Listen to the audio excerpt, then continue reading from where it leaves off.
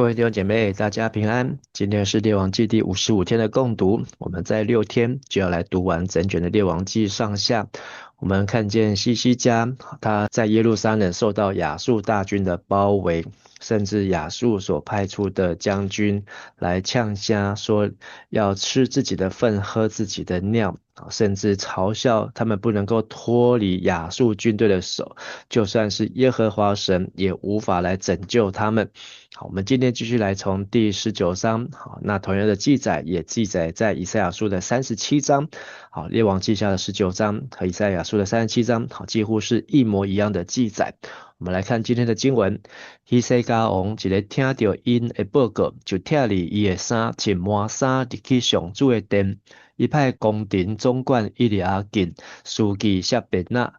甲诸亲的祭司拢穿满衫，去见阿摩斯的囝先知以赛亚，因甲以赛亚讲，以西家安尼讲，今仔日是患难的日，是受责罚人辱的日，亲像有囡仔要出世，毋久无力，甲生出来。亚述王有派伊的部下总司令来亵渎属因我的上帝，检测上主你的上帝有听到为处罚讲这话的人，所以就替留伫遮的人祈祷。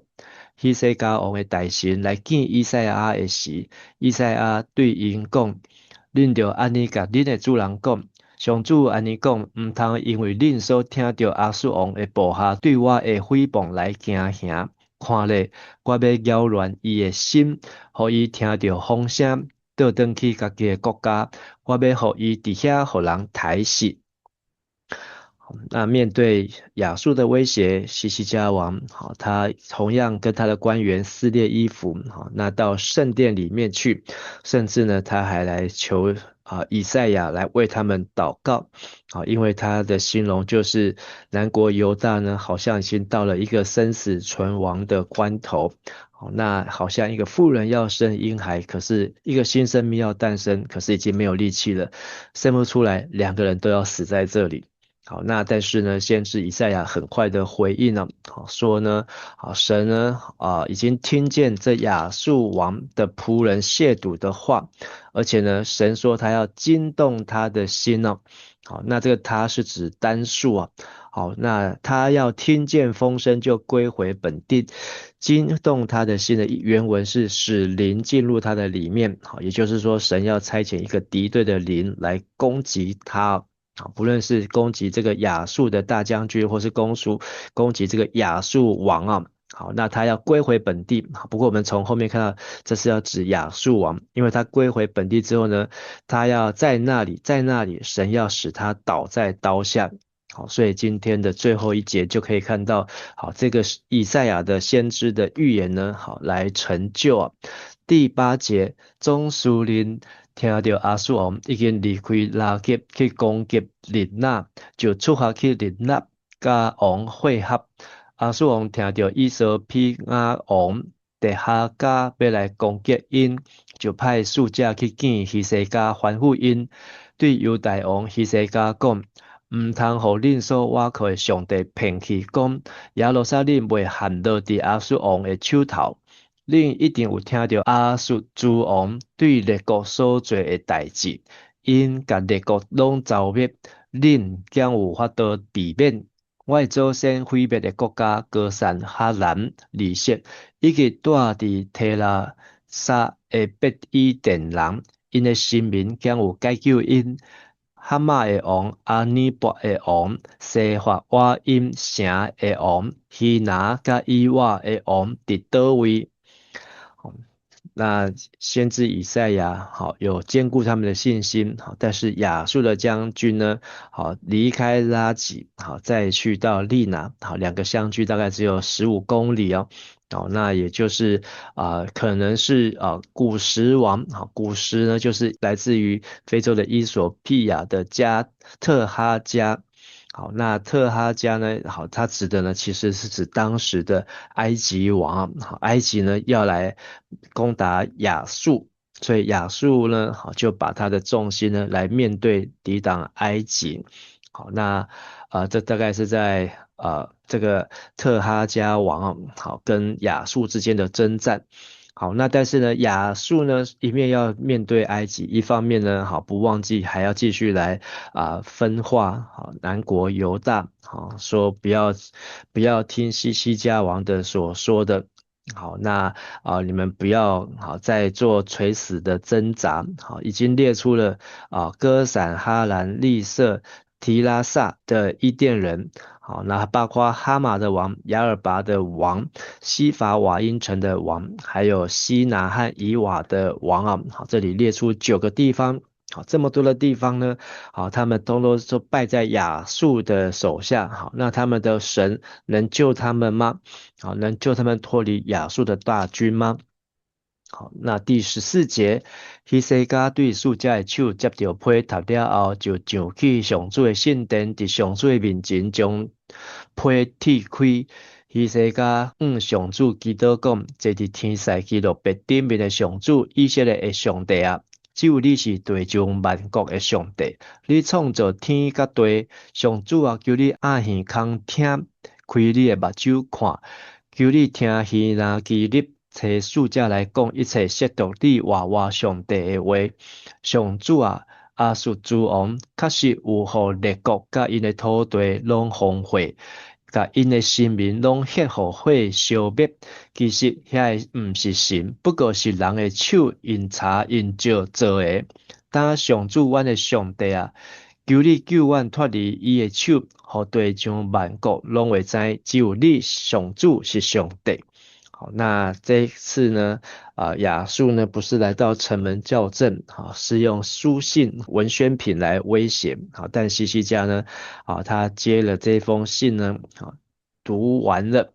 读完的意思是大声朗读啊，读完到神的殿，然后把这封信呢就在神的面前展开，向上帝来祈祷。好，说求你侧耳而听，求你睁眼而看。好，那这段祈祷呢，正就是在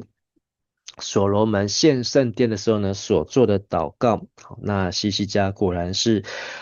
有记得这段的历史啊。好，他也正确的在正确的人在正确的地方做了正确的祷告。好，那即便呢外面呢有受到大军的包围，亚述呢现在的这个气势呢非常的强盛，非常的嚣张。好，但是呢，西西家呢过去曾经把金银赔款能给的都给了，但现在所能够做的呢，就是来祷告寻求神啊。所以第19节说，耶和华我们的神啊，现在求你救我们脱离亚述王的手，使地上万国都知道唯独你耶和华是神。好，那所以西西家的祷告呢，就是求上帝的拯救啊。好，那接下来我们看上帝透过以赛亚的回复，阿摩斯的囝以赛亚找人去见希西家讲，上主以色列的上帝安尼讲。你因为亚述王西拿基立的事对我祈祷，我有听见。关系西拿基立，我上主安尼讲，在谢路谢安看见你，踢笑你，笑路耶路撒冷对你摇头。你在侮辱啥人，亵渎啥人？你在对啥人大声？你在对啥人骄傲？甲伊看唔上目。其实你是在无视我以色列神圣的上帝。你有通过你的使者武万主，你讲我使真侪战车爬上关山，去到黎巴嫩上悬的山尖，我伫遐插上悬的百香树，插上好的松树，我爬到上悬的山尖，进入上无新的树林，我伫外邦乌井啉因的水，我嘛用骹立埃及所有的河流，那甲河流拢打去。那先知以赛亚的回复呢？就是神已经听见了，但是呢，神说，这段信息呢是对亚述王西拿基利所说的，就是在西安的少女，在耶路撒冷的女子，都要来嘲笑西拿基利，他们如何嘲笑耶路撒冷？耶路撒冷的女子将来要如何嘲笑？因为西拿基利所辱骂的、所亵渎的。所攻击的不是人，而是以色列的圣者啊，就是创造天地万物的主啊。虽然基利呢他是自己标榜自己他率领许多的战车去到高山然后砍下了许多的树甚至呢能够把手伸到很远的地方。甚至呢，他还能够用脚掌来踩干埃及一切的河流，意思就是说，他的脚踩进这个埃及的河流，埃及的河流的水就流不过去了。他能够好像呼风唤雨一样。25节，你唔捌听见，真早我做这个计划，古早就决定，但已经实现，就是你互坚固的城堡拢倒坏，变做风暴石堆，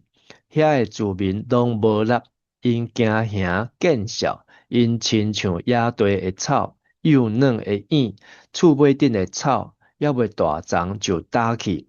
你住倒位，你出你入，你对我的受气，我拢知，因为你有对我发受气，我有听到你自高的话，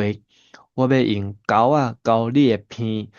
用马甲姜挂伫你的喙，互你对来迄条路倒转去。所以上帝宣布西拿基立和他的亚述大军是早先所定、古时所立、现今实现了。那在上帝的警告预言先知以赛亚的信息当中，那亚述大军呢，最后呢要如同野草，如同房顶上的草，如同还没有长成而枯干的禾稼。这些要枯萎即便现在眼前看起来非常的强大强盛，但是在历史上呢，终究要成为一缕青烟，成为草上的花，转眼就枯干。2728，上帝对西拿基立说：你坐下，你出去，你进来，你向我发烈怒。上帝都看得清清楚楚，甚至上帝说要以其人之道还治其人之身。当初亚述呢，他们怎么样去苦毒残害别的民族？现在上帝呢，也要照样子用在亚述的身上所以亚述呢，从尼尼微开始呢，把他们的手一路伸到了埃及，甚至脚呢可以踩在埃及的河流当中耶路撒冷不过只是他们当中其中的一小块地可是他们居然迟迟没有办法拿下来。而这是亚述他们的壁画就是他们会把战俘呢会不是只有把它吊起来，还会扒它的皮所以这壁画呢在描述的就是他们如何去扒人家的皮，好像在扒鱼皮一样因为亚述他们所供奉的神呢也有这个大鱼化身的神那所以你会看到很多的这些的鱼鳞那这个钩鱼呢就是要勾住鱼的鼻子一样那甚至他们把这些战俘吊在木桩上面就是在那边让敌人看了都害怕那不管是砍头啦、拔眼睛挖鼻子各种残忍的这些的这些酷刑亚述都是毫不留情的用在敌人的身上但是上帝说这些事呢都要一一的报应在他们的身上。接下来29节是上主透过以赛亚要传达给西西家南国犹大的信息。29节，希西家这要互你做记号，今年、明年恁拢会食野生的蜜，第3年恁会夜景修行，栽种葡萄，食所结的果子。犹大家逃脱所村的子民，会亲像石不下面定军顶面结果子，对耶路撒冷要有村落来的子民出来，对锡安山要有人逃脱出来。上主万军的统帅的热心一定会伸传这事，所以关系亚述王，上主安尼讲，伊袂进入这个城，连一支箭嘛袂射入来，伊袂举盾牌瓦郡城，嘛袂去土堆攻城，伊对倒一条路来，嘛会对迄条路转去。伊未进入这个城。上主安尼讲，我为着我的缘故，嘛为着我的仆人大必的缘故，要保护解救这个城。好，那前面是以赛亚的话，前面是给西拿基立，后面呢，好是给西西家的安慰。好，说今年、明年，好吃野生的，好自己从土里面长出来的，好就是他们没有办法出去耕种，但后年呢就要开始耕种、收割、栽种葡萄，吃其中的果子。好，而且呢，犹大家呢，好要往下扎根，向上结果。好，不是西拿基立这个房顶上的草，好，而是真正的能够种在好土里面。而有剩余的民呢，要从耶路撒冷出来，逃脱的人呢，从锡安山而来。好，要来证明，好神呢，好才是真正以色列的圣者。好，所以以赛亚的结论就是呢，好这个西拿基立，好他虽然现在呢从拉吉去到了利拿，但是呢他再也没有办法来攻打耶路撒冷，不仅他人没有办法来，连一支箭也射不进来。好，连那个攻耶路撒冷的土堆，好，这个攻城的这些武器呢，好的这些战术呢，都派不上用场。他从哪条路来，必从那条路回去啊。好，这是上帝透过先知以赛亚所说的。好，可以记载在列王记下19章跟以赛亚书的第37章啊。好，为什么神要这么做呢？好，前面有说西西家的祷告是使地上万国都知道，唯独你耶和华是神。而34节神说，为自己名的缘故，也为仆人大卫的缘故，要拯救保护这城。好，那西西家呢？好，他是大卫的第14代啊。好，那经过了14代，但是神呢，好没有忘记大卫啊，在200多年之后那大卫他所做的呢，接近300年200多年之后，好，那神依然纪念大卫他那时候在上帝面前的心志啊。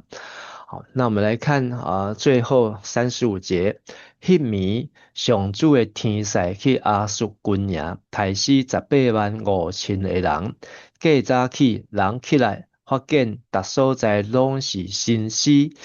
亚述王西拿基立就撤营，倒转去尼尼微住伫遐。有一日，伊伫尼苏洛的庙在拜伊的神明的时，伊的囝阿迪比勒甲沙利色因倒甲伊杀死，然后逃走去阿拉勒的地。伊另外一个囝以撒哈顿继承伊做王。好，那这个故事是让人非常不可思议。就是亚述的大军呢有185000人要来不管是面对当时的埃及，还有南国的犹大。好，但是呢就在一夜之间，那一夜是哪一夜呢？也就是西西家王接到这个亚述的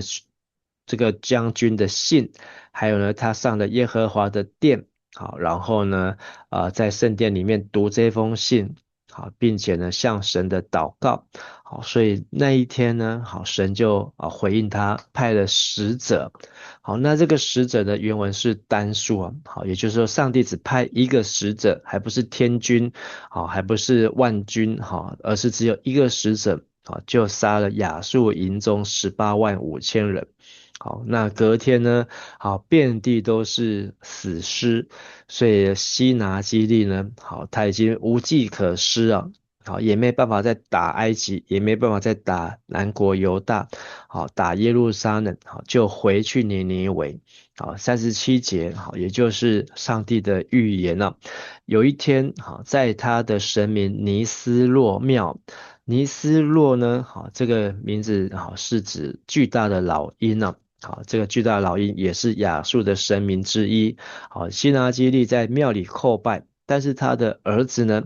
好，一个叫做亚德米勒，一个叫做沙利色。亚德米勒的意思是王的荣耀，好，沙利色呢是指火的王子啊。好，那这个亚德米勒应该是长子，好，也就是说长子呢策划了一个谋杀行动，好，为什么要谋杀呢？好，我们不是很清楚啊。好，但是这背后也有上帝的旨意。好，那这两个王子呢，杀了父亲，好，没有要来篡位，反而呢躲到了亚拉腊。好，亚拉腊我们知道就是最后方舟停留的地方。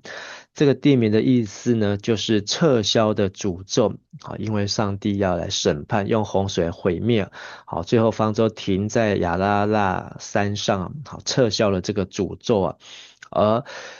西拿基立的最小的儿子叫做以撒哈顿啊，好，以撒哈顿来接续他做王。好，那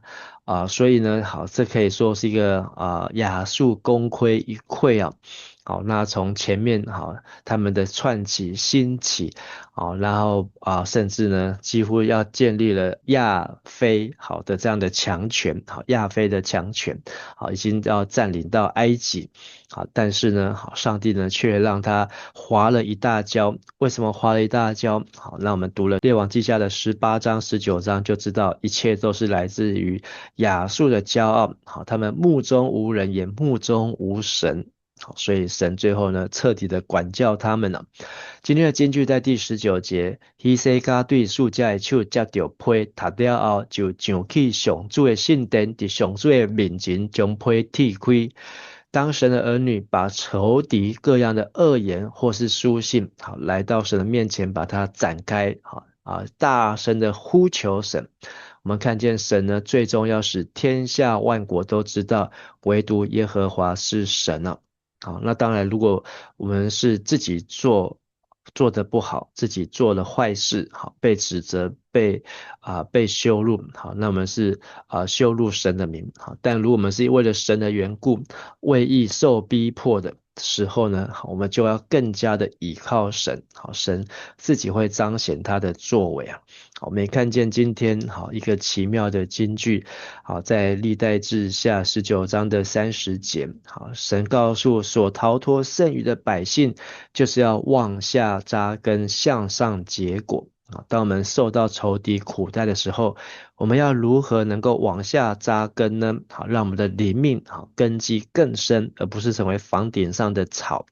而我们如何才能够扎根到看到向上结果呢？好，我们的生命能够得到扩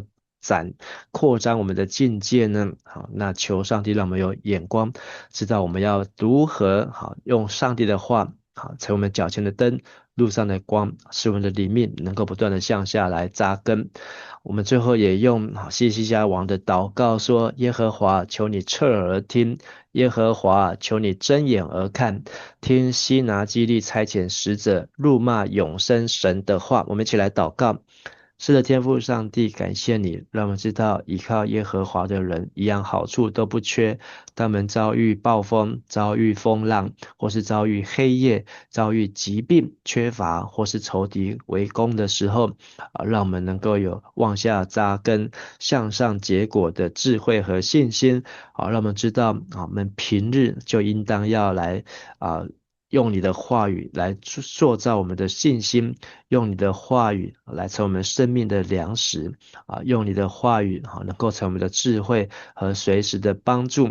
愿你的话语就是圣灵的宝剑，也能够塑造我们有信德的盾牌，有公义的护心镜，有救恩的头盔，还有真理的带子，能够束腰，帮助我们在每一场的属灵的征战当中，都能够靠主得胜能够践踏仇敌，能够使主你的名得到高举。我们如此祷告祈求，都是奉靠耶稣基督的名求，阿们。